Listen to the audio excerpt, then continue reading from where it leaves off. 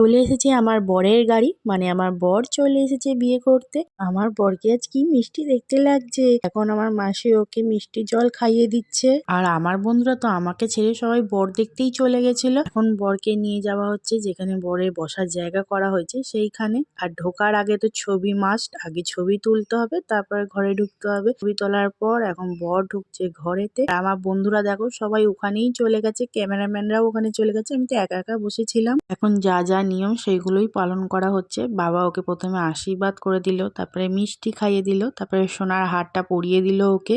আর এই দিকে আমার শ্বশুর মশাইও আমাকে আশীর্বাদ করে দিল, মিষ্টি জল খাইয়ে দিল, আমি তাকে প্রণাম করলাম। তারপর আমার মামি শাশুড়ি আমাকে শ্বশুরবাড়ির তরফ থেকে হারটা পরিয়ে দিল আর আমাকে আশীর্বাদ করলো, আমিও তাকে প্রণাম করে নিলাম। আর এখন না আমার বুকটা ধরপড় ধরপড় করছিল, কেমন জানি ভয় ভয়ও লাগছিল আর খুব আনন্দও লাগছিল। যারা যারা এই সময়টা কাটিয়েছে তারা নিশ্চয়ই বুঝতে পারছে।